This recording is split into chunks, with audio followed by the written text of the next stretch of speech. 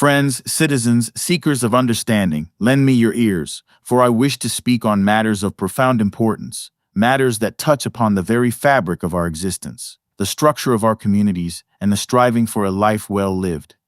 We gather today to contemplate the essence of a just order, a harmonious society, and the principles that should guide our individual conduct and collective aspirations. Consider, if you will, the fundamental question that has occupied the minds of thinkers for ages. What is the meaning of justice? In our interactions in the formation of our societies, this concept arises constantly, shaping our judgments, our laws, and our understanding of right and wrong. Some might suggest that justice is simply adherence to established rules, a matter of truthfulness and returning what is owed. Yet, upon closer examination, this definition proves insufficient. What if the established rules themselves are unjust? What if returning what is owed leads to further harm? Let us delve deeper into this intricate matter. It has been proposed that justice lies in giving what is appropriate, good to friends and bad to enemies. But this raises further questions. In what context is such action appropriate? And can a just person truly be adept at injustice? Furthermore, who precisely are our friends and enemies? And is it ever just to inflict harm, even upon an adversary? These initial attempts to define justice reveal the complexity inherent in this concept, hinting at a more profound understanding that we must strive to grasp. Another perspective emerges, one that asserts justice is nothing more than what benefits the stronger. This viewpoint suggests that those who hold power dictate the terms of justice, and that right is simply might. But consider this: does the stronger, in the very exercise of their strength, always act infallibly? Is it not conceivable that even the powerful can err in their judgment of what is truly beneficial, both for themselves and for those they govern? Art and skill, in their truest form, aim at the good of their object, not merely the advantage of the practitioner. A physician seeks the health of the patient, a navigator the safety of the ship. Should not governance, the art of ruling, similarly be directed towards the well-being of the governed, rather than the self-interest of the ruler? Indeed, some argue that rulers, much like shepherds, are primarily concerned with their own gain, viewing those under their charge merely as means to their own enjoyment or profit. However, the very essence of a true shepherd's craft lies in providing the best care for the flock under their direction. Similarly, any genuine authority, whether in public or private life, should prioritize the welfare of those entrusted to its care. The best among us are often reluctant to rule, understanding the weight of responsibility and the potential for self-interest to corrupt judgment. Therefore, we must seek a more robust understanding of justice, one that transcends mere adherence to rules or the dictates of the powerful. We must explore whether justice possesses an intrinsic value, a worth that exists independently of its perceived rewards or consequences. Imagine two individuals, one who is perfectly just but suffers the appearance of injustice, and another who is perfectly unjust but enjoys the reputation of justice. Which life would we deem more desirable? If justice is valued only for its outward benefits, the praise, the honor, the material rewards, then the unjust person who successfully masks their true nature might seem to lead a more advantageous life. But if justice possesses an inherent goodness, a virtue that enriches the soul regardless of external validation, then the situation changes dramatically. Let us consider the origins of civic life. Driven by individual needs and the limitations of self-sufficiency, people come together to form communities, each contributing their unique skills and labors. This division of labor, where each individual focuses on the task for which their natural abilities best suit them, forms a fundamental principle of a well-ordered city. From the basic necessities of sustenance, the city expands to encompass a professional army to ensure its security, composed of guardians who must be both fierce towards enemies and gentle towards their own people. The education of these guardians becomes a matter of paramount importance. Their minds must be shaped by carefully chosen narratives, purged of falsehoods and portrayals of the divine as anything less than perfectly good and unchanging. Stories that depict gods engaging in deception, quarrels, or immoral behavior should be censored, for they can corrupt the impressionable minds of the young. Instead, they should be exposed to tales that foster self-discipline, courage, and reverence for what is noble and just. Furthermore, the manner of storytelling itself is crucial.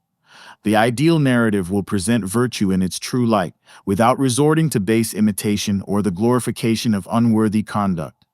Music, too, plays a vital role in shaping character, and the harmonious modes that best imitate the voices of courage and prudence should be favored. As our city grows, we must address the distribution of roles and responsibilities. Guided by the principle of natural aptitude, individuals should be assigned to the tasks for which they are best suited. This ensures efficiency and allows each citizen to flourish in their designated role, contributing to the overall well-being of the community. Justice within the city, therefore, can be seen as each part fulfilling its proper function, maintaining harmony and order within the whole. But what of the leadership of such a city? Who is best equipped to guide the ship of state through turbulent waters? Some might believe that political prominence is gained through eloquent speech and the ability to persuade the populace. However, true leadership requires more than rhetoric.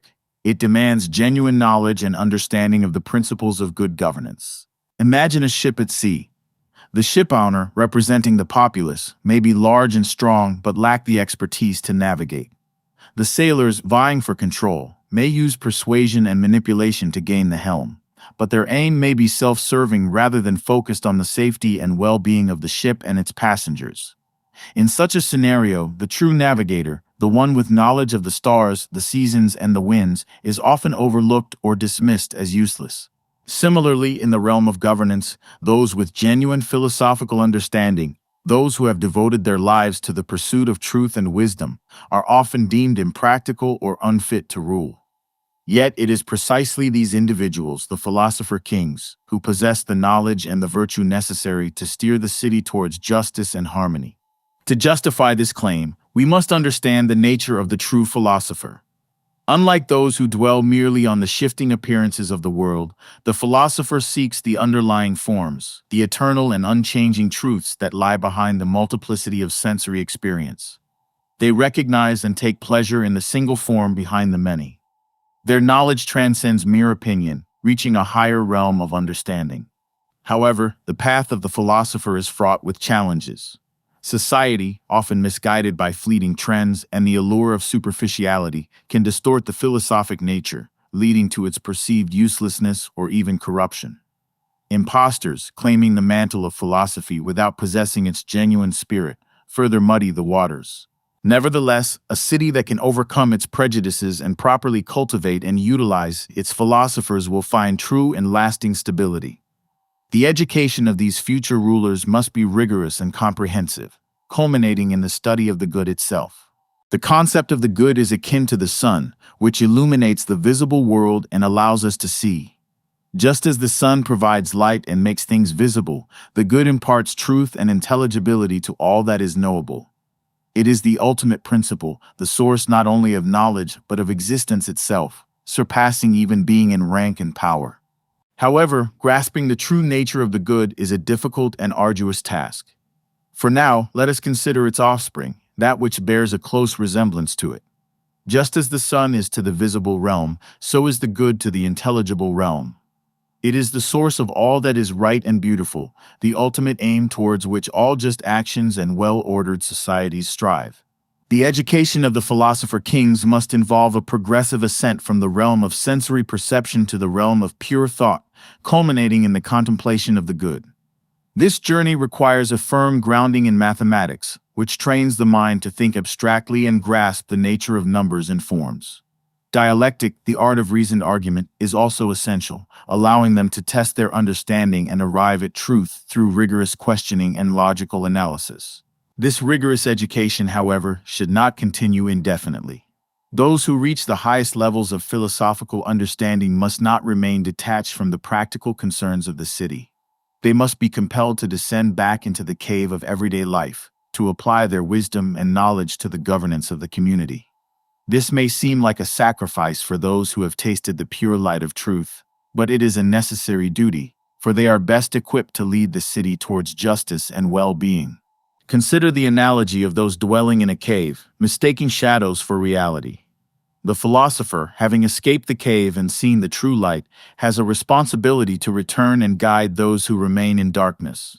Though their initial attempts to enlighten may be met with resistance and disbelief, their superior understanding will ultimately allow them to see 1,000 times better in the shadows than those who have never left the cave.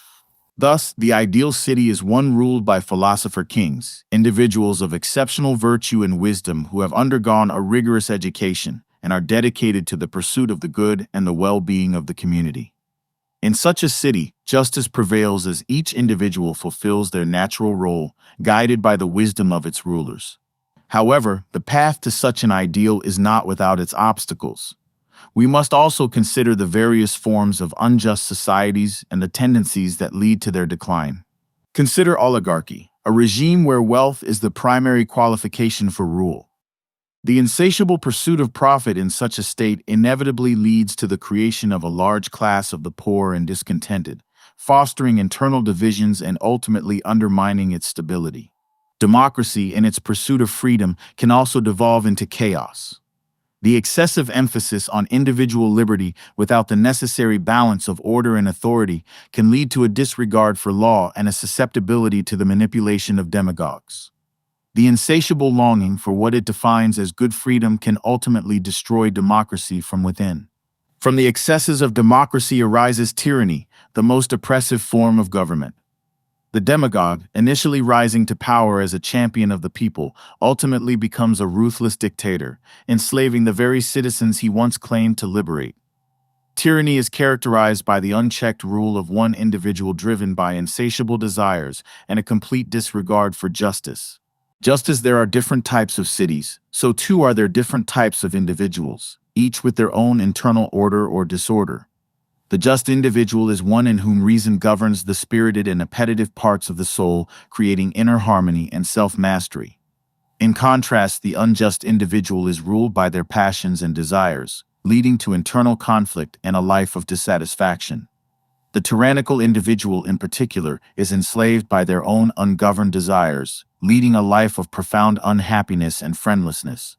Therefore, the pursuit of justice is not merely a matter of establishing just laws and institutions within a city. It is also a matter of cultivating justice within the individual soul. The effect of justice, when present within the soul, is to create order, harmony, and inner peace. Conversely, injustice breeds discord, conflict, and ultimately unhappiness. We must recognize that the true rewards of justice are not merely external reputation, wealth, or power, but internal, the flourishing of the soul and the attainment of genuine happiness. Even if unseen by gods or humans, the just individual reaps the inherent benefits of their virtuous character. Finally, let us consider the role of art and imitation in our understanding of justice and the good life. While art can provide pleasure and entertainment, we must be mindful of its potential to mislead or distort the truth. Those who merely imitate without true knowledge are at a remove from reality. When it comes to matters of the greatest importance, governance, education, and the cultivation of virtue, we should turn to those who possess genuine understanding rather than relying solely on the pronouncements of poets and storytellers.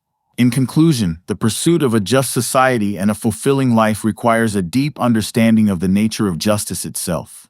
It involves structuring our communities based on the principles of natural aptitude and mutual cooperation, guided by leaders of exceptional wisdom and virtue. It demands a rigorous education that cultivates reason and understanding, leading to the contemplation of the good. And it necessitates the cultivation of justice within the individual soul, recognizing its intrinsic value and its contribution to genuine happiness. Let us therefore strive to understand and embody the principles of justice in all aspects of our lives, for it is the foundation of a well-ordered society and a flourishing human existence. The principles that guide us toward what is good, what is right, and ultimately, what it means to live well. Our inquiry begins with a fundamental question. What is the ultimate aim of all our endeavors, the good that we seek for its own sake, and by which all other goods are measured? It is widely accepted that this supreme good is happiness. Yet, while the name is familiar, the understanding of its true nature remains elusive. Many equate happiness with fleeting pleasures, with the accumulation of wealth or the attainment of honor. But a moment's reflection reveals the inadequacy of these notions. Pleasure is transient, wealth is merely instrumental, and honor depends as much on the giver as on the receiver. Consider a life devoted solely to pleasure. Such an existence, while perhaps momentarily gratifying, lacks the depth and stability that we intuitively associate with true happiness. A life driven by the pursuit of riches is clearly not an end in itself. for wealth is sought as a means to acquire other things. And as for honor, it is bestowed by others and can be withdrawn, making it a precarious foundation for lasting happiness. We must therefore look deeper, beyond these superficial notions, to discover the intrinsic nature of the human good. Our inquiry into ethics, the very science of the human good, is a branch of political science. For the good of the individual is inextricably linked to the good of the community. Just as the individual parts of a body serve the whole, so too do individual human lives contribute to the well-being of the state. Understanding the good for the individual is thus a crucial step towards understanding the good for the city-state. In our pursuit of clarity, we must acknowledge the inherent limitations of our subject matter. We cannot expect the same degree of precision in ethical and political discussions as we find in mathematics or the natural sciences. The realm of human action is characterized by variability and contingency. Our aim is to achieve a level of clarity commensurate with the subject, recognizing that the application of general principles to particular situations will often require judgment and discernment. Furthermore, those who would intelligently engage in these discussions must possess a certain maturity of character, for ethical understanding is not merely a matter of intellectual grasp, but also of ingrained habits and a well-formed disposition. Let us turn our attention to the nature of the human soul, for it is within the activities of the soul, guided by reason, that we shall find the essence of our good. The human soul comprises both a rational and an irrational element. The irrational part includes our appetites and desires, while the rational part encompasses our capacity for reason and understanding. Virtue, or excellence in its broadest sense, is the state that enables something to perform its function well. Human virtue, therefore, is the state that enables us to live well, to fulfill our distinctively human capacities to the highest degree.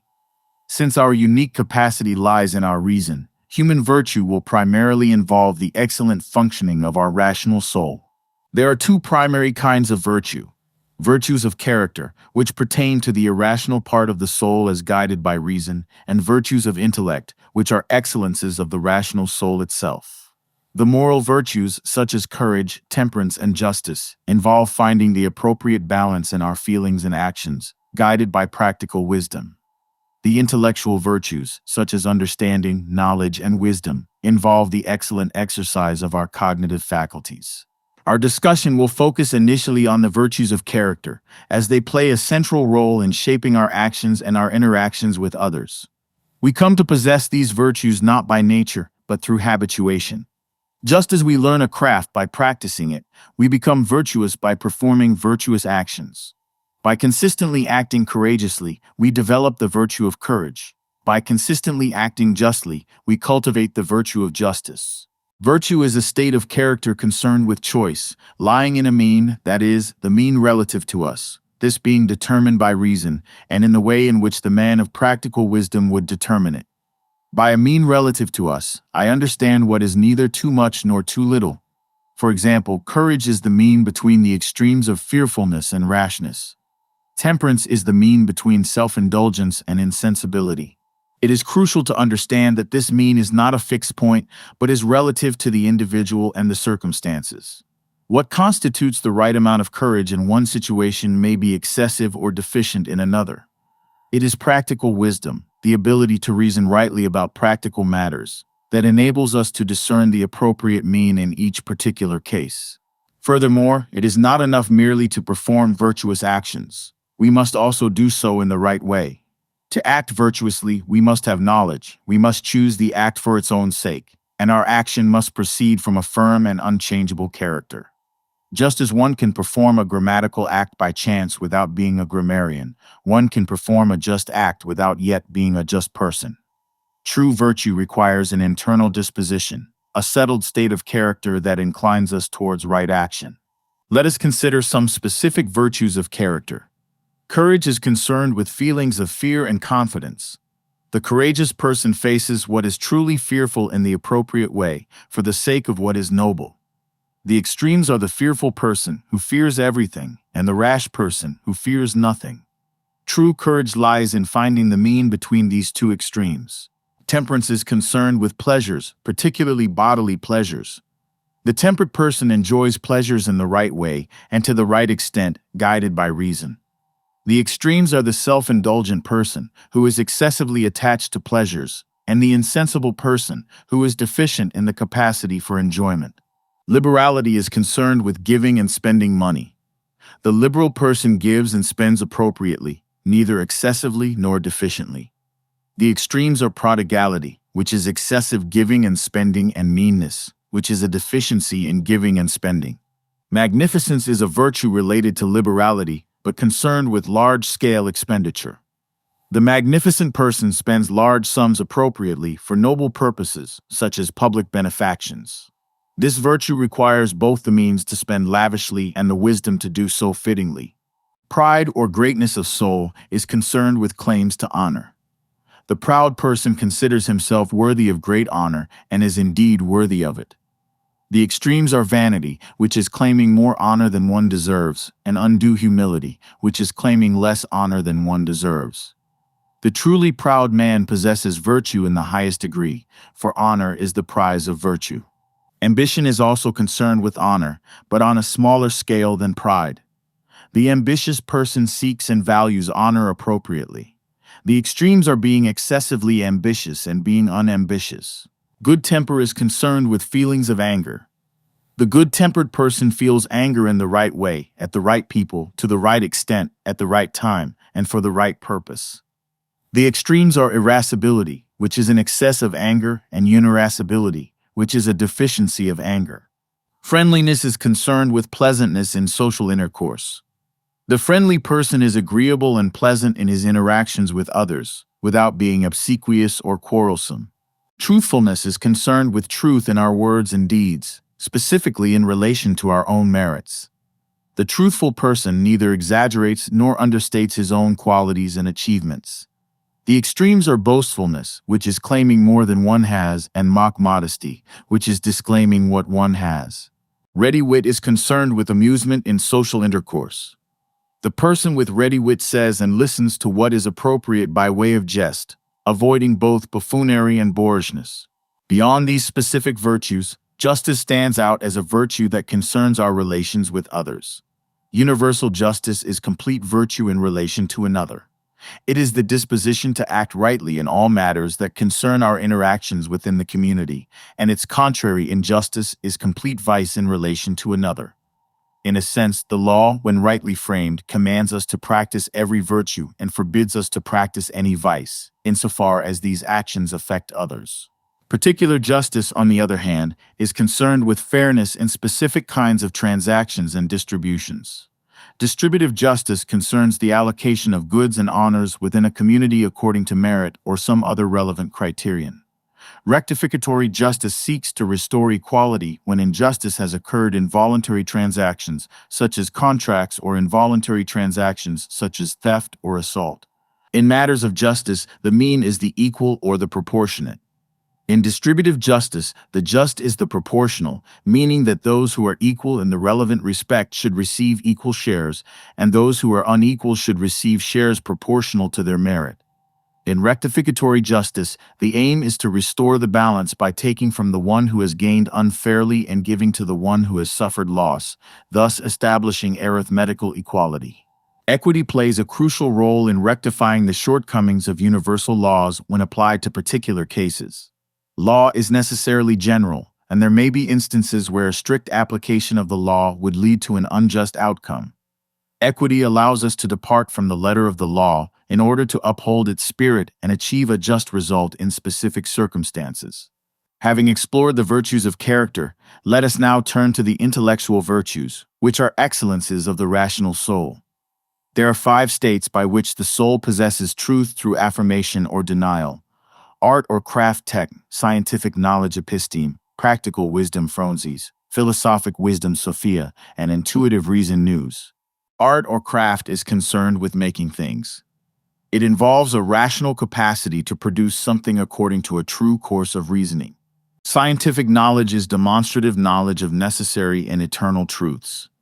It involves grasping universal and unchanging principles through logical deduction. Practical wisdom, as we have already encountered, is the ability to reason rightly about practical matters, about what is good and advantageous for oneself and for others. It is concerned with action and involves understanding particular circumstances and choosing the right means to achieve good ends. Practical wisdom is closely linked to the moral virtues, for one cannot be truly practically wise without also being virtuous, and vice versa. Philosophic wisdom is the highest form of intellectual virtue.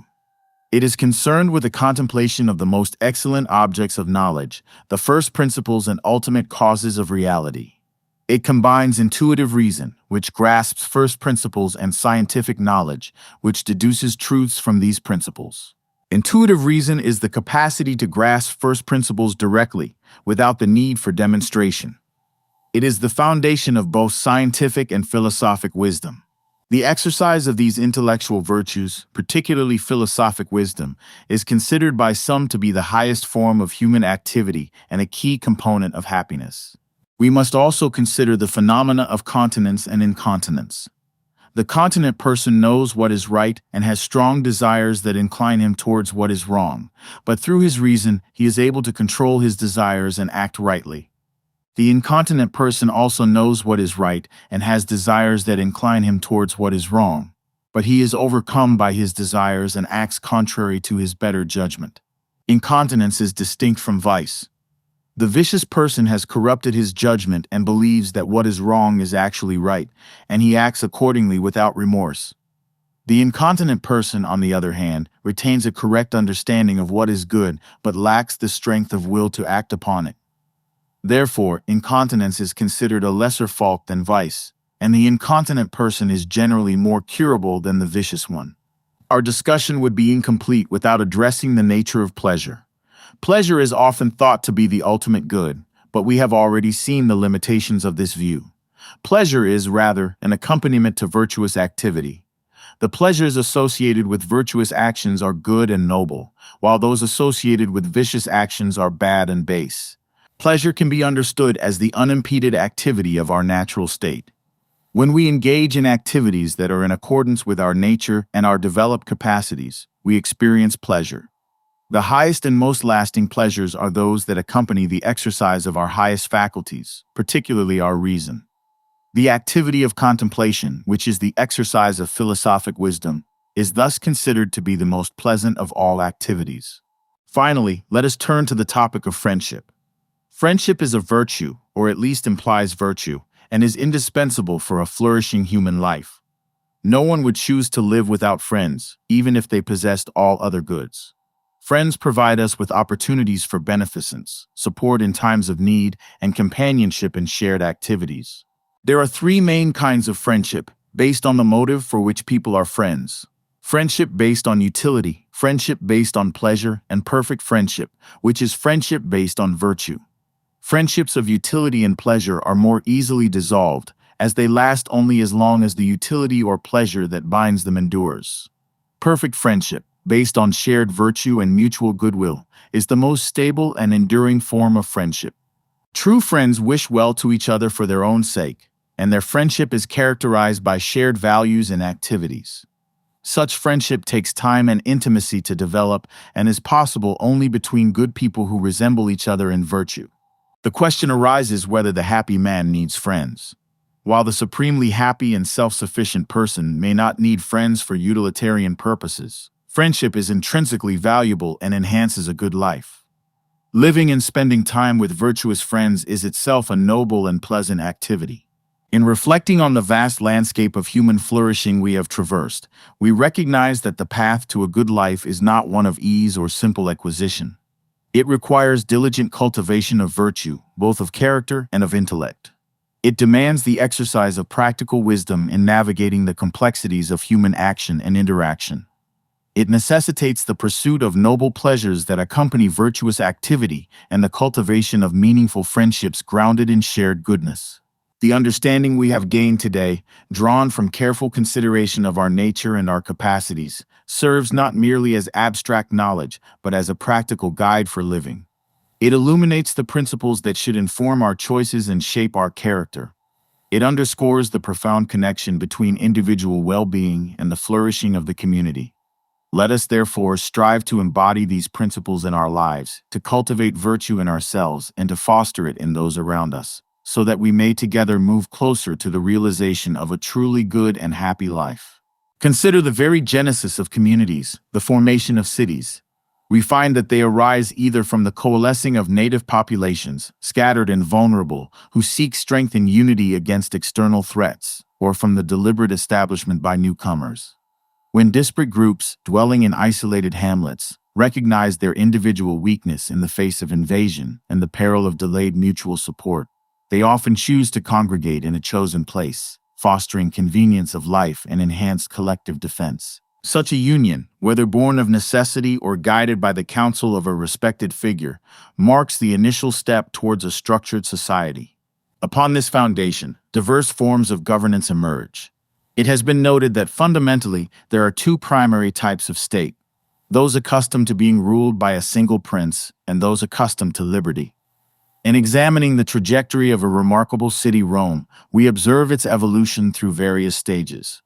The initial framework laid down by its founders and subsequent legislators instilled a profound civic virtue that endured for centuries, ultimately paving the way for the vast empire that it became.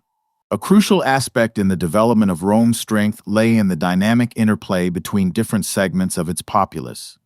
The creation of the tribunes of the plebs, an institution born from the discord between the common people and the Senate, did not weaken the republic, but rather made it more perfect.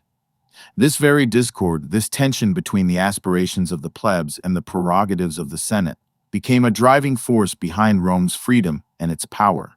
For a state that seeks to expand its dominion, such internal dynamism, even if marked by tumult, can be essential, providing a wellspring of strength and opportunity for growth.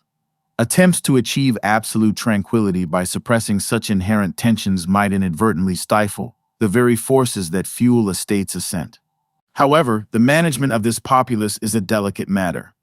Often swayed by the allure of superficial advantages, the masses may unwittingly pursue their own detriment, easily captivated by grand promises and impulsive hopes. It is therefore incumbent upon wise leadership to guide public opinion, particularly in specific matters such as the distribution of offices and honors. In these particularities, the collective judgment of the populace, when well informed, can be remarkably sound, often surpassing the judgment of a select few. The establishment or thorough reform of a republic often necessitates the concentration of authority in a single hand. Consider the actions of Romulus, the founder of Rome, and others who, in laying the foundations of new states or restoring corrupted ones, found it necessary to act with singular determination. Such figures, driven by the ambition to create enduring civic structures, may at times undertake actions that appear severe, yet these may be excusable when directed towards the greater good of establishing a stable and free state. Indeed, those who found republics or kingdoms worthy of praise stand in stark contrast to those who seek to subvert them, for the former contribute to the flourishing of civic life, while the latter sow discord and destruction. Yet, the exercise of such concentrated power carries inherent risks. It is vital to distinguish between authority granted by free suffrage for a specific purpose and duration, which can be beneficial in times of crisis, and authority seized or prolonged unjustly, which can lead to tyranny. The Roman institution of the dictatorship, wherein absolute power was temporarily bestowed by the Senate to address imminent danger, served the republic well. However, when authority is arrogated by individuals or extended beyond its intended scope, it becomes a grave threat to civic life. The enduring strength of a republic is deeply intertwined with the virtue of its citizens. This concept, rooted in the Roman understanding of manliness, encompasses courage, fortitude, skill, and above all, a spirited dedication to the common good. A citizenry imbued with virtue is the bedrock upon which a free state can flourish and prove resilient. Where such civic spirit is lacking, the path often leads to personal rule or the necessity of princely authority. The ability of a state to cultivate and maintain this virtue among its people is a crucial determinant of its long-term success. Institutions play a vital role in fostering this virtue. For example, the Roman censors were seen as a powerful instrument in postponing the advent of corruption. The desire for security and the ambition for expansion are fundamental drivers of state action. A republic, particularly one aspiring to greatness, must often act boldly and even aggressively in its dealings with others. However, this pursuit of external power must be balanced with the preservation of internal liberty. A state can err in both directions, either by failing to expand when opportunity arises or by allowing the pursuit of expansion to undermine its foundational freedoms. In the conduct of war, wisdom dictates a departure from conventional methods when necessary to achieve greater aims. The goal is not merely conquest, but also the enrichment and security of the fatherland. This may involve strategic choices that prioritize long-term advantage over immediate gains. Furthermore, while employing deceit in warfare against an enemy who has not kept faith may be considered praiseworthy as a means to overcome them, the breaking of one's word or contracts to achieve power is ultimately detrimental to one's glory. The rise of individuals from humble beginnings to positions of great power often involves a combination of force and fraud. While force alone may not always suffice, instances abound where cunning and artifice have paved the way to high rank. However, the reliance on such methods must be tempered by an understanding of their potential repercussions on one's reputation and long-term stability. When a republic acquires new territories, the manner in which these acquisitions are governed is crucial. Ill-governed or poorly managed conquests can contribute to a republic's downfall rather than its advancement. Wise governance involves ensuring that subjects are either rendered incapable of causing harm or treated so justly that they have no desire for change. A middle course in such situations, characterized by indecision or half measures, is often the most perilous.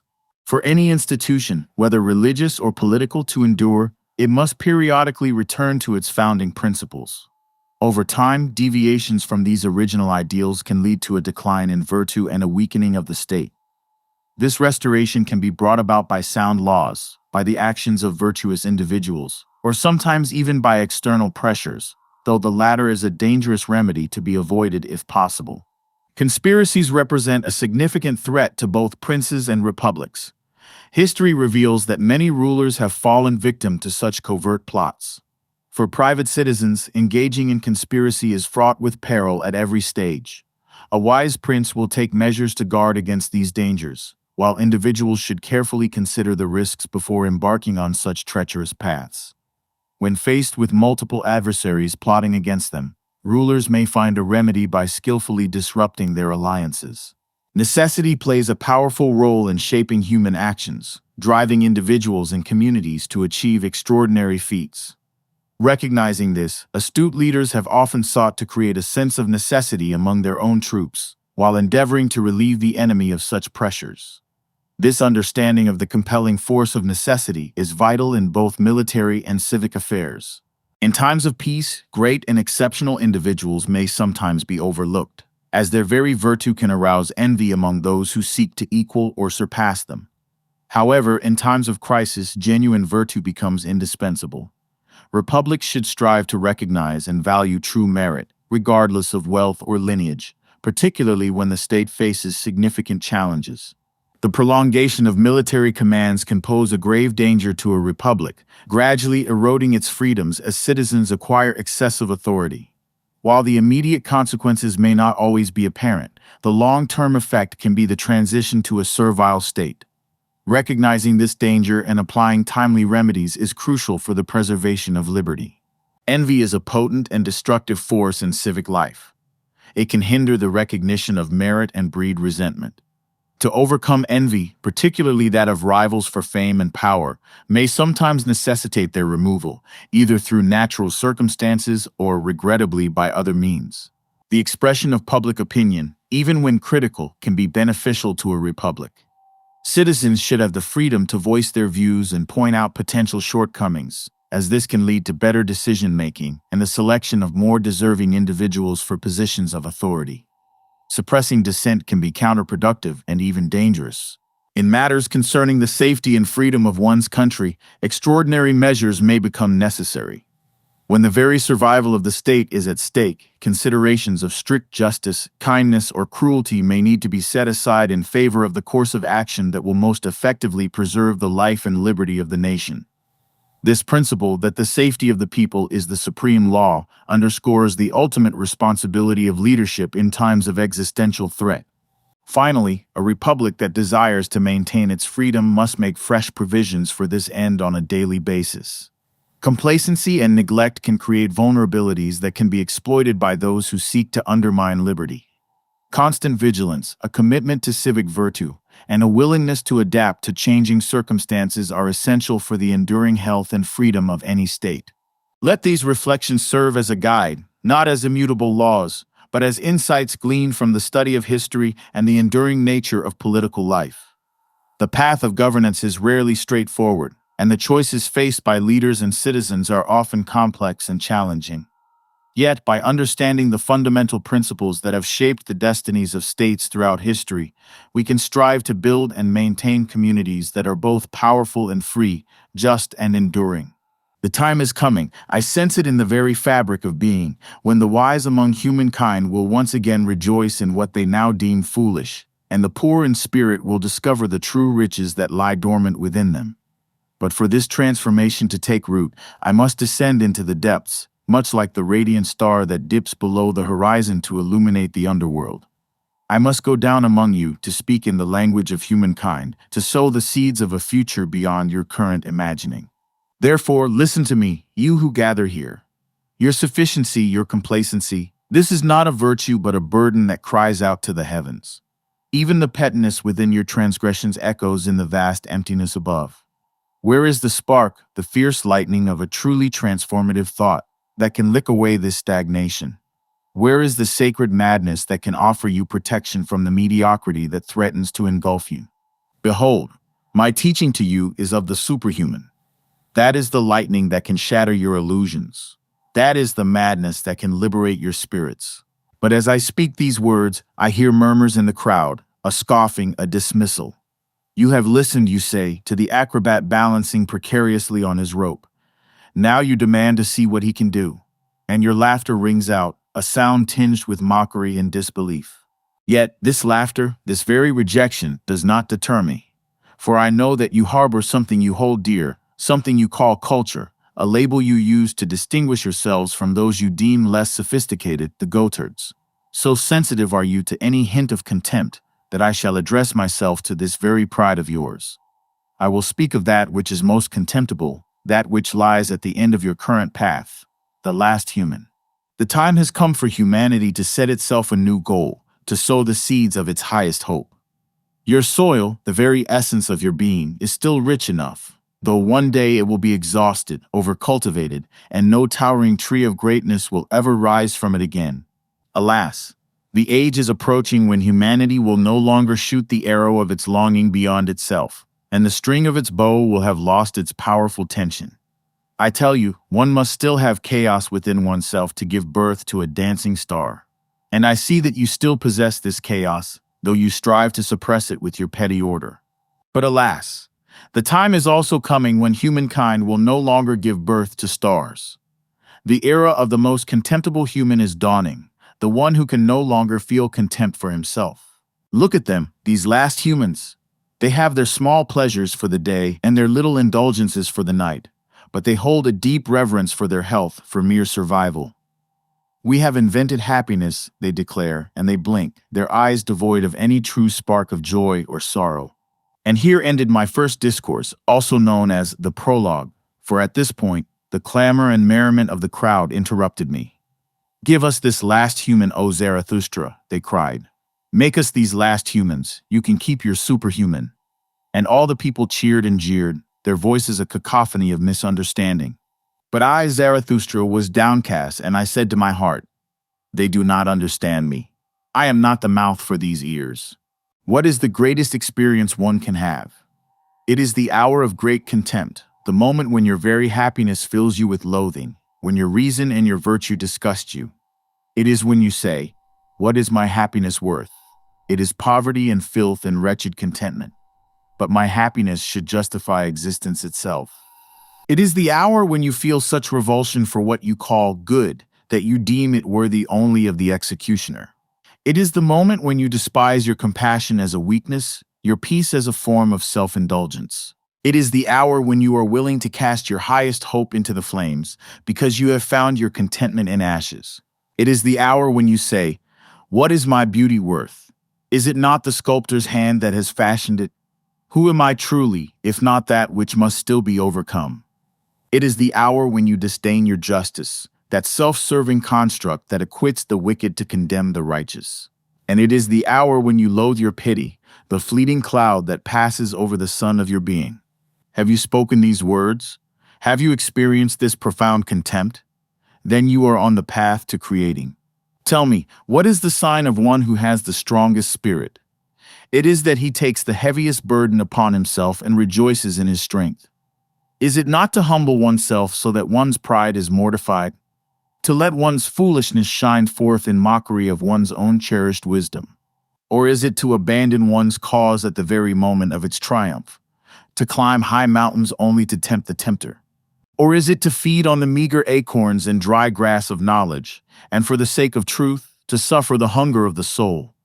Or to be ill and send away those who offer comfort, befriending the deaf who can never hear your deepest desires?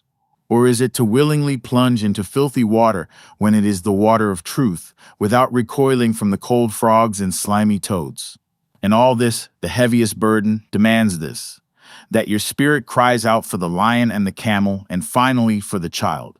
Thus spoke Zarathustra, and at that time I was staying in the town known as the Cow of Many Colors. A wise man was praised to me for his eloquent discourse on sleep and virtue. He was greatly revered and richly rewarded for it, and all the young men sat attentively before his professorial chair. I too went to him and sat among the young men, and this is what the wise man proclaimed: honor to sleep and shame to those who disturb it. That is the first principle, and one must avoid all who sleep badly and lie awake at night. Even the thief, he declared, feels shame in the face of sleep. He always moves softly in the darkness. But the night watchman, that guardian of slumber, is shameless, and shamelessly he blows his horn. Sleeping is no paltry art. You must stay awake all day to master it. 10 times a day, you must exercise self-discipline. This brings about a goodly weariness, a soothing opium for the soul. 10 times you must reconcile with yourself, for self-discipline is bitter, and inner conflict breeds restless nights. The virtuous man seeks no excitement, no diversions that stir the blood.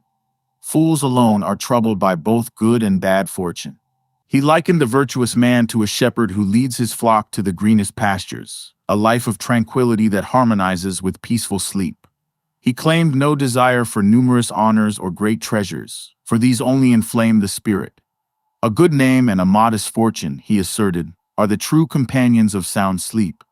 He valued the company of a few over the clamor of the many, provided they knew when to arrive and when to depart, respecting the sanctity of his rest. Even the poor in spirit pleased him greatly, for their simple agreement was a lullaby to his weary mind. This, he concluded, is how the day unfolds for the virtuous man, leading inevitably to blessed sleep. Any neighbor of such a wise man, he proclaimed, is indeed fortunate, for sleep of this quality is contagious, even through the thickest walls. There is a subtle magic, he believed, even in his professorial chair, and the young men who sat before him did not do so in vain. His ultimate wisdom, the core of his teaching, was this: stay awake so that you sleep well. And truly, he mused, if life held no deeper meaning and he were forced to choose nonsense, this would be the nonsense he too would embrace. Now I understood clearly what people sought in ancient times when they sought out the teachers of virtue. They yearned for sound sleep and the opiate of conventional morality.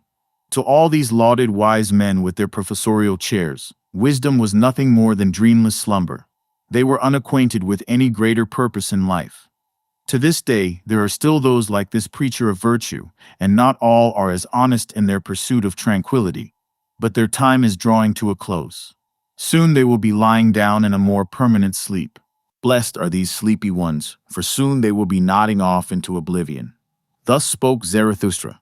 Then I turned my gaze upon the afterworlders, those who preach of a realm beyond this earthly existence, a shadowy land where true life supposedly begins. Oh, how weary I am of these fabricators of the beyond. Are they not those who slander the body and the earth, those who invent heavenly drops of blood and fiery strokes, proclaiming that these are better than anything that transpires here below? Yet this very body, this earthly vessel they so despise, gives the most honest account of its being, this creating, willing, evaluating ego, which is the measure and value of all things. And this most honest being, the ego, speaks of the body, and it still desires the body, even when it weaves its fantasies and rhapsodies and flaps its broken wings in yearning for the ethereal. The ego learns to speak with ever greater honesty, and the more it learns, the more it finds words of honor for the body and the earth. My ego has taught me a new pride, and this I teach to humankind, not to bury your heads in the sands of a fabricated heaven, but to hold them high in the vibrant reality of the earth, an earth that now speaks to you. I implore these afterworlders, do not feign a heavenly nobility and cast your earthly eyes aside. Do not attempt to deceive me with your counterfeit gold. Your silence here on earth already betrays the emptiness of your promise beyond. It is not that I wish them to abandon their learning and teaching. I would have them bid farewell to their own bodies and become dumb, for their words only serve to obscure the beauty of the here and now. I am a body and a soul, so says the child in its innocent wholeness. And why should we not speak with the wisdom of children? But the awakened man of understanding declares, I am wholly a body and nothing else, and soul is merely a word for a certain aspect of the body. The body is a great reasoning intelligence, a multiplicity unified by a single sense, a constant interplay of war and peace, a flock shepherded by an unseen hand. Your petty reasoning intelligence, my brother, which you call spirit, is but a tool, a plaything of your greater body. You afterworlders, you pale and emaciated souls, what have you gained by despising your flesh? You have become beings of sorrow and weariness, and the earth is still waiting to be redeemed by your love. I am a body and a soul, so speak the children. But the awakened, the knowing say, I am the body itself, animated and speaking. It is your body that tells you of its struggles and desires. It is your virtue that pretends to know of your soul. What could your virtue possibly know of your soul's tumultuous depths? You and your virtue together have become both the people and the flock, indistinguishable in your adherence to borrowed ideals. You would do better to say, unutterable and nameless is that which is both torture and sweetness to my soul, that which my very core hungers for. Your virtue should be too exalted for the commonplace of names, and if you must speak of it, do not be ashamed to stammer, for true conviction often struggles for perfect articulation. Speak and stammer like this. This is my good thing, this is what I love, this is exactly how I like it. I want the good to be like this and nothing else. I do not want it as the law of a god. I do not want it as a human statute or necessity. Let it be a law unto myself, let it be my very necessity. You tell me it harms the good among you. But what do I care for the good among you? Much in the good among you disgusts me, and it is not their supposed evil that repels me. How I wish they possessed a madness that would lead to their downfall, like that pale criminal consumed by his own guilt. Truly, I wish their madness were called truth or loyalty or justice. But instead, they cling to their virtue, content to live a long life in wretched comfort. I am a railing beside a raging torrent, take hold of me, you who can. But I am not your crutch, a support for your weakness. Thus spoke Zarathustra. Now consider the act of reading and writing. Of all that is written, I cherish only what a person inscribes with their own blood. Write in blood, and you will come to understand that blood is spirit, the very essence of one's being poured onto the page. It is not easy to decipher the blood of another. I have a profound aversion for indolent readers, those who skim the surface and fail to engage with the lifeblood of the text. Anyone truly familiar with the common reader will cease to write for them. Another century of such passive consumption, and the very spirit of humanity will begin to fester. The ease with which everyone can now learn to read will, in time, blight not only the art of writing, but also the very act of thinking. Once, spirit was conceived as divine, then it became synonymous with humanity, and now it is even degenerating into the mentality of the mob. The person who writes in blood and profound sayings does not seek to be merely read, but to be learned by heart, internalized into the very fabric of one's being. In the mountains, the shortest distance is from peak to peak, but this journey demands strong legs and a resolute spirit. Sayings should be like these mountain peaks, and those to whom they are addressed should be individuals of significant stature, capable of traversing such heights. The air must be thin and pure, danger must be a palpable presence, and the spirit filled with a joyous defiance. These are the conditions that foster true understanding and creation. I desire the company of imps, those mischievous spirits that challenge and provoke, for I am courageous. Courage that banishes the ghosts of convention creates its own vibrant and unruly imps. But where do I find words fitting for these ears? Your heart still cling to the pity you feel for the stammerer, for those who struggle to articulate their thoughts. You find solace in your own fluency, your own superficial understanding. It tears my heart apart, you say. But your eyes reveal a different truth, the anxiety of your own unfreedom. You are not yet liberated. You are still searching for a freedom you do not comprehend. This relentless search has left you bleary-eyed, both sleepless and overly vigilant. You yearn to ascend to the heights where true freedom resides, your soul thirsting for the distant stars. But your base instincts, your undisciplined desires, also clamor for a freedom that is merely license. Your wild impulses, like caged dogs, bark for joy in the hidden cellars of your being when your spirit strives to unlock the higher prisons of convention. To me, you are still a prisoner, merely imagining the contours of your liberation. There are those I call the preachers of death, and the earth is teeming with those to whom the renunciation of life must be preached. The world is filled with the useless, and life itself has been spoiled by the sheer multitude of the superfluous. These should be lured out of this existence by the false promise of eternal life. They are known as the yellow ones or the black ones, these harbingers of oblivion. But I will show them to you in other guises. There are the terrifying individuals who harbor a beast of prey within, their only choices being between fleeting sensual pleasures and the slow torment of self-inflicted pain. And even their so-called pleasures are nothing more than spasms of their inner savagery. Life is only suffering, so declare others, and in a certain light, they do not lie. Then see to it that you cease to be.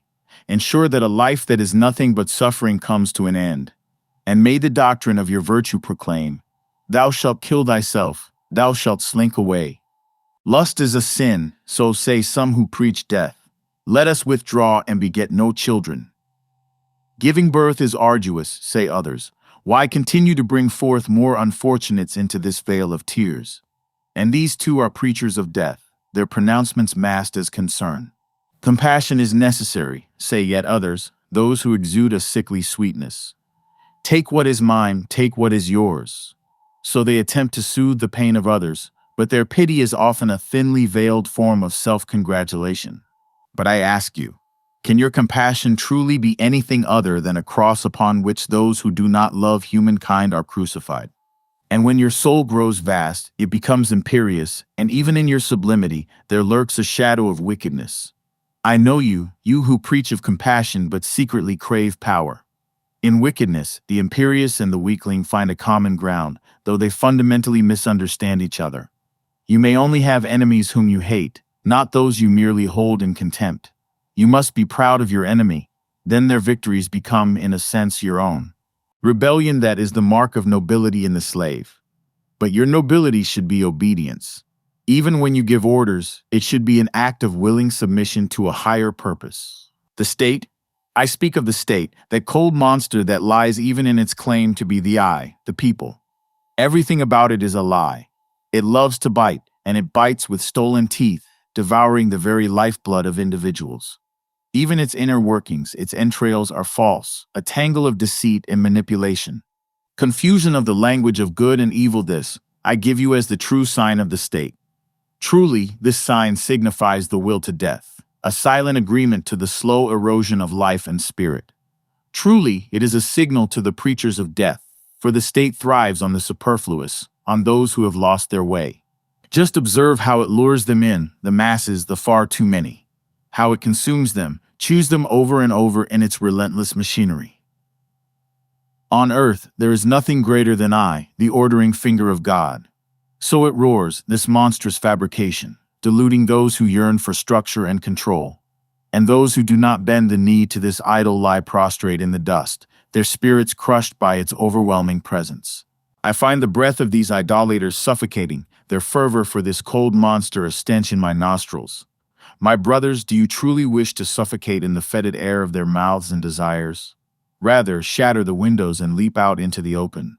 Flee from this poisonous stench, leave behind the idolatry of the useless. Escape the fumes of these human sacrifices offered at the altar of the state. Even now, the earth remains a sanctuary for great souls. Many hidden places still await the solitary, those around whom the tranquil breezes of wisdom blow. A free life yet remains for those with the courage to seize it. Truly, whoever possesses little will be the less possessed, unburdened by the shackles of material attachment. Praised be a moderate poverty that liberates the spirit. It is only where the state ends that the individual who is not useless begins to emerge. There, the song of necessity, that unique and irreplaceable melody of self-reliance, can finally be heard. Where the state ends, just look, my brothers. Do you not see it, the rainbow and the bridges leading to the superhuman? Our time, it seems, is characterized by a peculiar phenomenon, a relentless pursuit of novelty, a constant urge to move beyond what has been established, almost as if the very act of stopping, of dwelling on fundamental principles, were a sign of stagnation.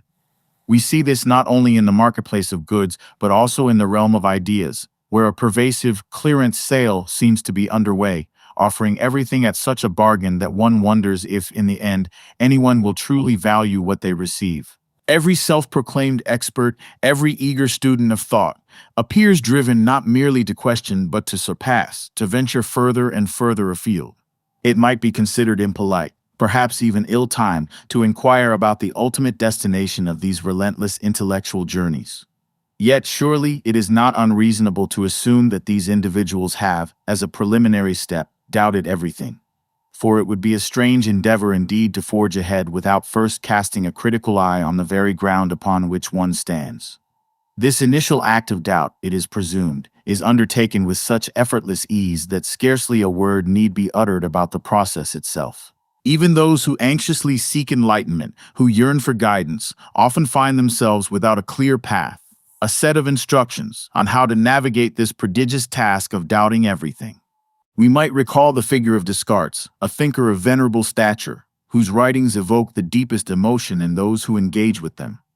Descartes, as he himself repeatedly affirmed, did not extend his doubt to matters of faith.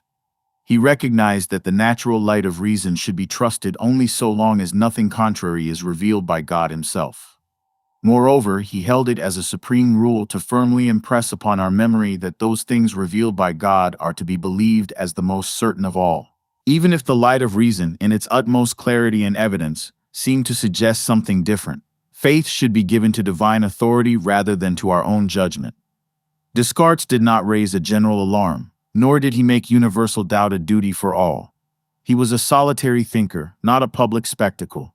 He modestly acknowledged that his method held particular significance for him alone, justified in part by the imperfect knowledge of his earlier years.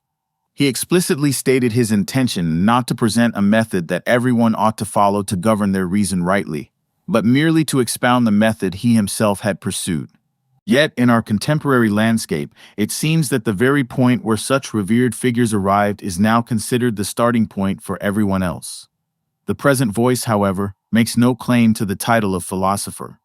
It does not pretend to grasp the entirety of any systematic thought, nor even to know definitively if such a system truly exists or has reached its completion. It finds itself sufficiently occupied by the thought of the immense intellectual capacity that everyone in our age must possess, given the prodigious nature of their supposed insights. Even if one were capable of translating the entire content of faith into the form of a concept, it does not necessarily follow that one has adequately understood faith itself, or comprehended how one comes to it, or how it takes hold within. This voice identifies itself, poetically and perhaps with a touch of elegance, as that of an amateur writer. One who neither constructs grand systems nor promises them, neither subscribes to them nor ascribes anything to them. The act of writing for this voice is a luxury, its agreeableness and significance becoming more pronounced the fewer individuals choose to buy and read what is written. The fate of such a writer in an age where passion has been supplanted by learning is easily foreseen. In a time when communicators seeking an audience must tailor their work for easy consumption during an afternoon rest and mold their public persona after the image of a polite young servant, complete with hat in hand and glowing references, the most likely outcome is utter neglect. There is a presentiment of the dreaded event, the sting of jealous criticism. Even more unsettling is the prospect of enterprising scribes, those voracious consumers of paragraphs, who, in their zeal to rescue learning, will dissect and rearrange writings with an inflexibility akin to one who divides discourse by the precise count of words to fit arbitrary punctuation rules. Consider now the venerable Father Abraham. Returning from Mount Moriah, he required no grand speech to console him for a loss, for he had gained all and retained Isaac. Never again was his son taken from him. Instead, he sat joyfully at table with him in his tent, a communion that extends into eternity. Thousands of years have passed since those days, yet Abraham needs no belated admirer to preserve his memory from oblivion, for every language speaks of him.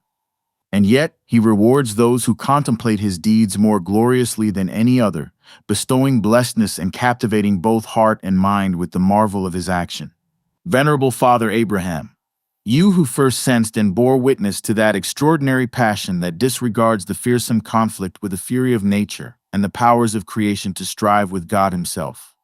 You who first knew that highest passion, the holy, pure, and humble expression of what some might call divine madness. Forgive this attempt at praise if it falls short.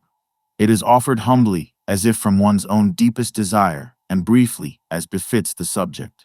Yet it will never be forgotten that 100 years were required to obtain a son in old age against all expectation, that the knife had to be drawn before Isaac was retained. It will never be forgotten that in 130 years, the journey progressed no further than to faith. There is a notion that to have Abraham as one's ancestor, to possess a lineage stretching back through generations, is sufficient. But this is a delusion akin to that of Orpheus, whom the gods deceived with a phantom because he lacked courage and was more musician than man. Here, the mere fact of being Abraham's descendant or claiming numerous ancestors avails nothing. Those who are unwilling to work, to exert themselves in the realm of the spirit, should take heed of the stories of the past, for they bring forth only emptiness. But those who are willing to labor give birth to their own spiritual lineage. There exists a kind of knowledge that presumptuously seeks to impose upon the world of the spirit the same law of indifference that governs the external world. It deems mere intellectual assent sufficient, believing that no further effort is necessary. But such knowledge fails to obtain sustenance. It perishes from hunger amidst a world transformed into gold. What does it truly understand? Countless contemporaries of ancient Greece knew of Miltiades' triumphs, and countless generations since have been aware of them, yet only one was made sleepless by their significance.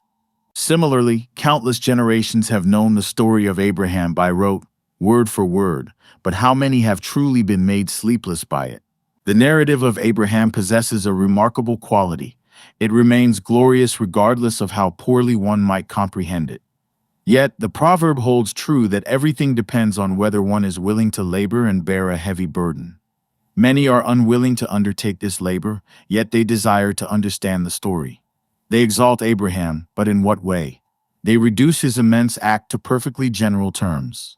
The great thing was that he loved God so much that he was willing to sacrifice to him the best. This is undeniably true, but the best is an inherently indefinite expression. In the course of such generalized reflection, Isaac and the best are confidently equated, allowing the one who meditates to comfortably smoke his pipe and the listener to stretch out his legs in ease. Consider the wealthy young man whom Christ encountered. Had he sold all his possessions and given to the poor, we would extol him, as we do all that is considered great, even though our understanding might lack the depth born of personal struggle. Yet, despite offering his best, he would not have become an Abraham. What is often omitted from Abraham's story is the element of dread. For while there is no ethical obligation to money, the father holds the highest and most sacred obligation to his son. Dread, however, is a perilous experience for those of delicate disposition, hence it is often overlooked.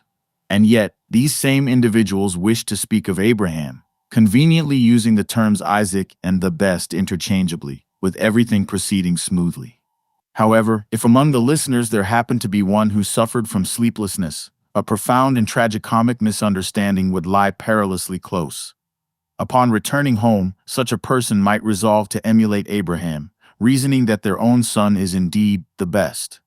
Should the orator become aware of this, he might approach the individual, assuming all his clerical authority, and exclaim, "O abominable man, outcast of society, what devil possessed thee to contemplate murdering thy son?"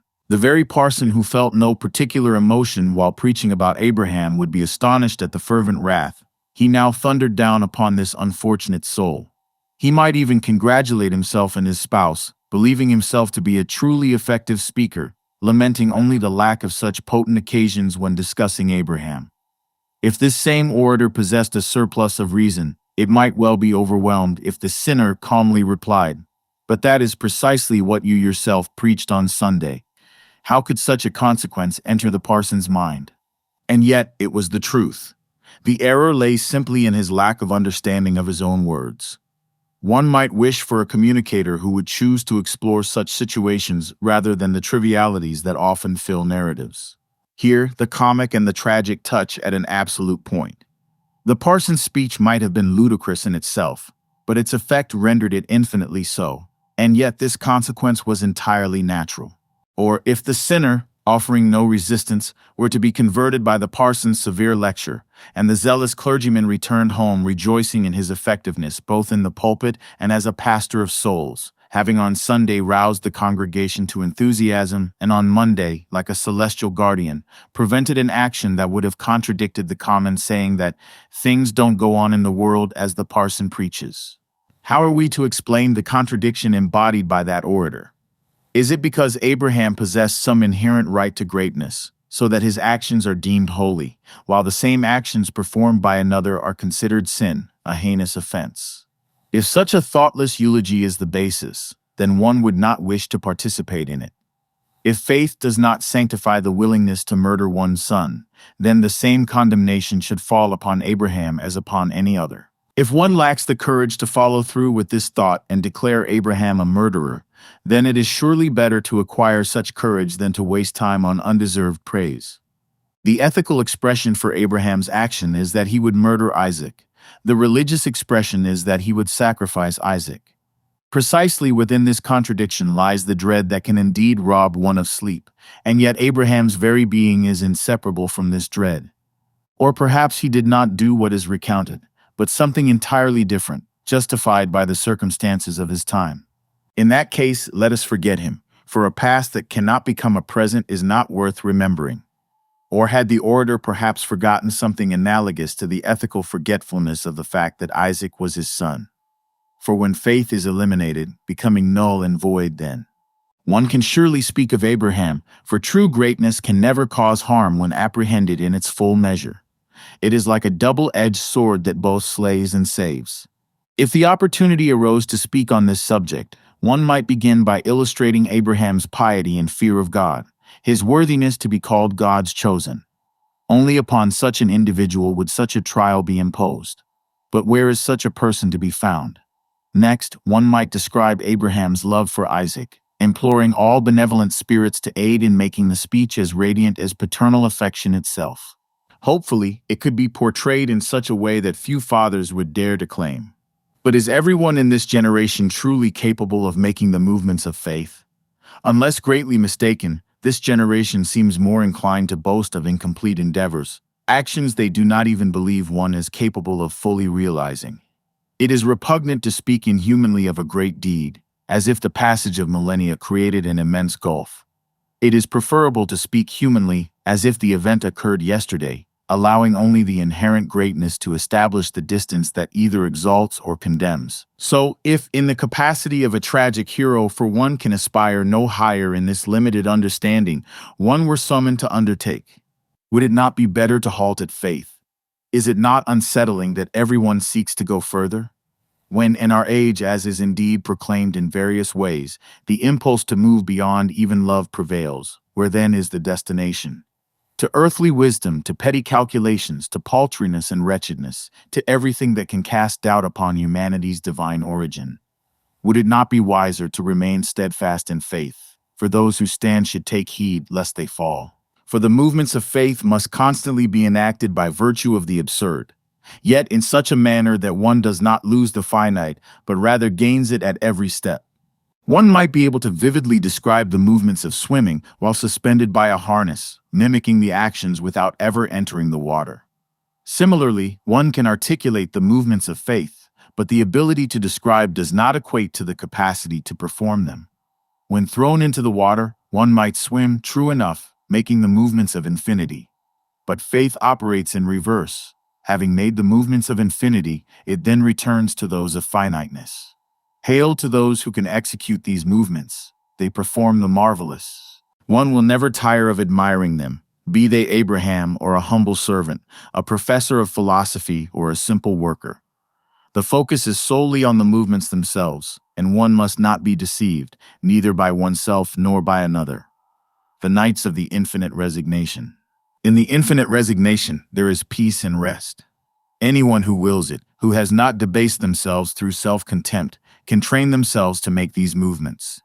The infinite resignation is like the fabled shirt spun with tears, bleached with tears, and sewn with tears, offering better protection than iron and steel. The flaw in the fable is that a third party can create this shirt. The truth of life is that each individual must sew it for themselves. Astonishingly, a man can accomplish this task just as well as a woman. In the infinite resignation, sorrow brings peace, rest, and comfort, provided the movement is executed correctly. However, an entire discourse could be devoted to examining the various misunderstandings. The act of resignation does not require faith, for what is gained is eternal consciousness, a purely philosophical movement that one can arguably make if necessary and train oneself to achieve. Whenever finiteness threatens to overwhelm, one can starve oneself spiritually until the movement is possible, for eternal consciousness is one's love for the divine, held higher than all else. While resignation needs no faith, faith is essential when seeking even the slightest thing beyond eternal consciousness. This is the paradoxical element. The movements are often confused, with some claiming faith is needed to renounce all claims, a notion further confounded when one laments the loss of faith and, upon examination, is found to have only reached the point of needing infinite resignation. In resignation, one renounces everything through one's own action, and if this is not done, it is due to cowardice, effeminacy, lack of enthusiasm, and a failure to appreciate the lofty dignity inherent in every individual. That of being one's own censor, a far prouder title than any public office. This movement is self-initiated, and the gain is oneself. And yet, they extol Abraham. The speaker can sleep until moments before the address, the listener can doze during it, for everything proceeds smoothly, without any disturbance. If someone present suffered from insomnia, they might go home and think, it's a momentary affair, just wait a minute, and the ram appears, the trial is over. Should the speaker encounter such a person, he would likely confront them with indignation, proclaiming, "Wretched individual, that you could allow your soul to sink into such foolishness. No miracle occurs. All of life is a trial." As the speaker continues his passionate outpouring, he would grow increasingly animated, more and more pleased with himself. Whereas the topic of Abraham elicited no strong feelings, he would now feel the surge of blood in his temples. He might even lose his breath and voice if the sinner calmly replied, "But that is what you preached last Sunday." Should one then refrain from speaking of Abraham? It is suggested that one should not. If one were to speak of him, the focus should first be on the pain of his trial. One might wish for a way to extract all the dread, distress, and torment from a father's suffering to truly describe what Abraham endured while yet maintaining his belief. The audience should be reminded that the journey lasted 3 days and a significant part of the fourth, days infinitely longer than the millennia separating us from Abraham. It should also be emphasized that every individual retains the option to turn back before fully committing to such an undertaking, and can repentantly withdraw at any moment. If the listener embraces this perspective, there is little risk of inciting a casual desire to be tested like Abraham. But if one seeks to offer a superficial understanding of Abraham, it is not uncommon to hear pronouncements from those who, lacking deep engagement with serious study, content themselves with mere phrases that a light shines upon the Christian world while darkness envelops paganism. This assertion has always seemed peculiar, given that profound thinkers and serious artists, even in our time, find rejuvenation in the enduring vitality of the Greek spirit. Such a statement might be explained by the fact that individuals often do not know what they ought to say, but only that they must utter something. It is accurate to say that paganism did not possess faith, but if this statement is to hold meaning, one must have a clear understanding of what is meant by faith, lest one merely resorts to empty rhetoric. To elucidate, it is deeply unsettling to speak of greatness in an inhuman manner, allowing it to loom indistinctly in the distance, claiming its magnitude without revealing its human essence, for without this, it ceases to be truly great. It is not what befalls an individual that confers greatness, but rather what one does. Surely, no one believes that winning a lottery makes a person great. Even if someone is born into humble circumstances, it is reasonable to expect that they should not be so alienated from themselves as to conceive of the king's palace only as a distant, vague dream of grandeur, simultaneously exalting it and diminishing it by the very manner of their reverence. One should possess the fortitude to step forward confidently and worthily even in such a place. Conversely, one should not be so lacking in self-respect as to impudently offend everyone by barging directly from the street into the royal hall. Such behavior results in a greater loss than that suffered by the king. Instead, one should find joy in observing every rule of propriety with a glad and confident enthusiasm that fosters frankness and fearlessness. This is merely a symbolic representation, for the difference alluded to here is only an imperfect expression of spiritual distance. It is required of every individual that they do not harbor such an inhumanly low opinion of themselves as to shrink from entering those realms where not only the memory of the chosen resides, but where the chosen themselves dwell. One should not push forward presumptuously, claiming kinship where none exists. On the contrary, one should experience bliss in every act of reverence, yet remain something more than a mere menial, for without aspiring to more, one will never gain true entrance. And what will aid in this ascent is precisely the dread and distress by which the great are tested, for otherwise, if one possesses any inner strength, they will merely arouse justified envy. What distance alone renders great, what people attempt to magnify through empty and hollow pronouncements, they themselves reduce to insignificance. Who has ever attained such greatness as that blessed woman, the Mother of God, the Virgin Mary? And yet, how do we speak of her? We say that she was highly favored among women. If it were not for the strange capacity of those who hear to think as inhumanly as those who speak, every young woman might well ask, why was not I too the highly favored? And if nothing else could be offered, such a question should not be dismissed as foolish, for when it comes to favor, considered abstractly, everyone possesses an equal claim. What is often omitted is the distress, the dread, the paradox. One's own thought is as pure as any other's, and the thought of one capable of such reflections will surely become pure. And if this is not the case, one may expect the dreadful, for once these images are evoked, they cannot be banished, and to sin against them is to invite their vengeance. A keen observer once expressed a similar thought from a purely aesthetic standpoint. The intention was to demonstrate that even sorrow can find witty expression. To this end, a rejoinder from an unhappy English king was cited, contrasted with a tale from another communicator about a peasant woman and her reply. The conclusion drawn was that such wit, even that of a peasant, could be inevitable given the situation. Consequently, the justification for witty expressions of pain and sorrow should not be sought in the superior status, education, intelligence, or inherent wit of the speaker, for passions render all individuals equal. Rather, the explanation lies in the probability that anyone in the same situation would have uttered something similar. The thought of a peasant woman could have been conceived and must have been conceived by a queen, just as the king's utterance in that instance could have been and doubtless would have been spoken by a peasant. In a well-known passage, a striking doctrine concerning the absolute duty toward the divine is presented. If any man cometh unto me and hateth not his own father and mother and wife and children and brethren and sisters, yea, and his own life also, he cannot be my disciple. This is a harsh saying, who can bear to hear it? For this very reason, it is seldom heard. This silence, however, is merely an evasion, ultimately of no avail. Nevertheless, the student of theology learns of these words in sacred texts, and may find explanations suggesting that the term hate in this context signifies something akin to love less, regard as secondary, not cherish, or consider as nothing. However, the surrounding narrative does not seem to support this softened interpretation. The immediately following verse tells of a man desiring to build a tower who first sat down to calculate his resources, lest he be mocked for failing to complete it. The close proximity of this story seems precisely to indicate that the preceding words are to be taken in their most severe sense, so that everyone might examine their own capacity to undertake such a profound commitment.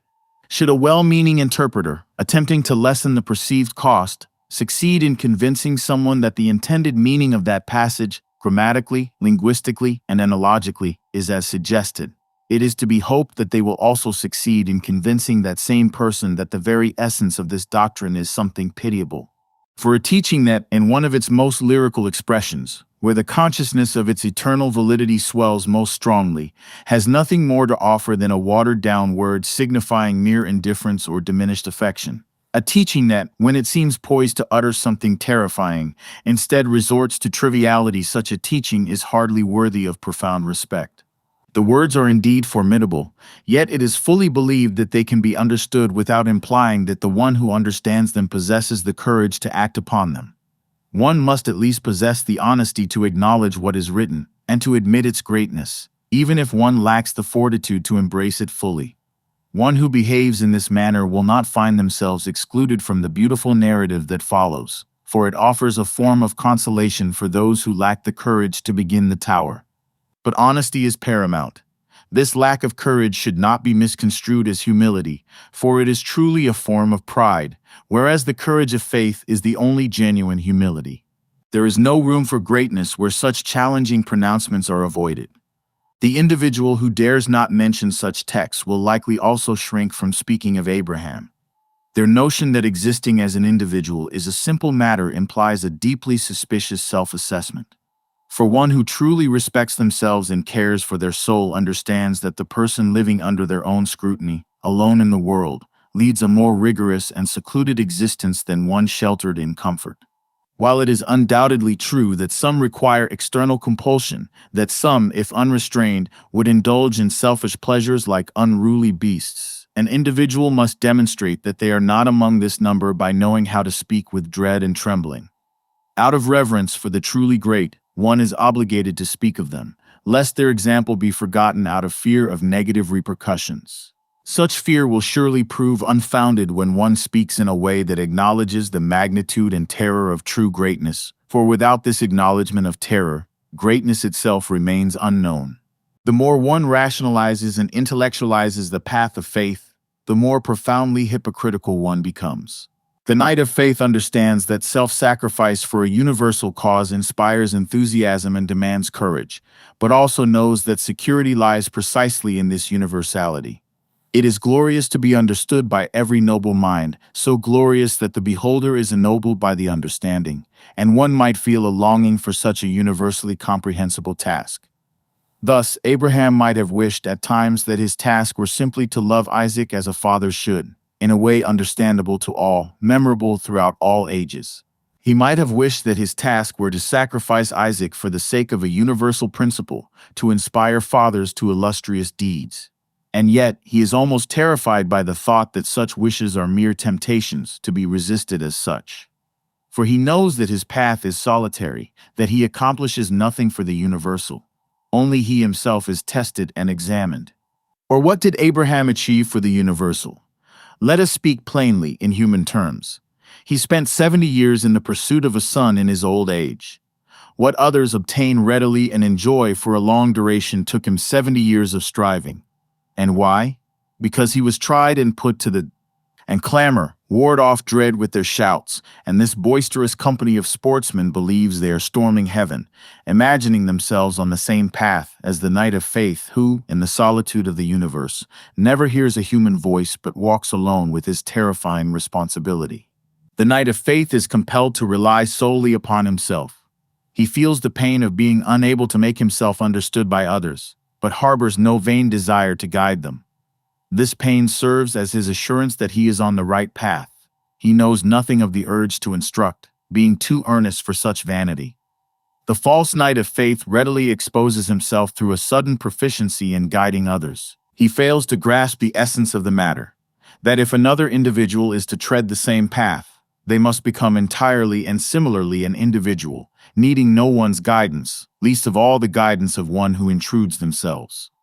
At this juncture, individuals recoil, unable to endure the martyrdom of being misunderstood, and conveniently opt for worldly admiration of their supposed expertise. The true Knight of Faith is a witness, never a teacher, and therein lies his profound humanity, far more valuable than the foolish participation in others' joys and sorrows often lauded as sympathy, which in reality is nothing but vanity.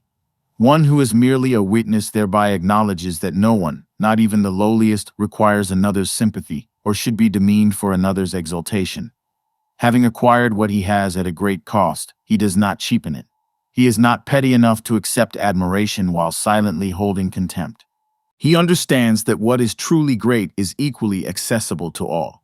Either there exists an absolute duty toward the divine, and if so, it is the paradox described, that the individual as an individual stands higher than the universal and exists in an absolute relationship with the absolute.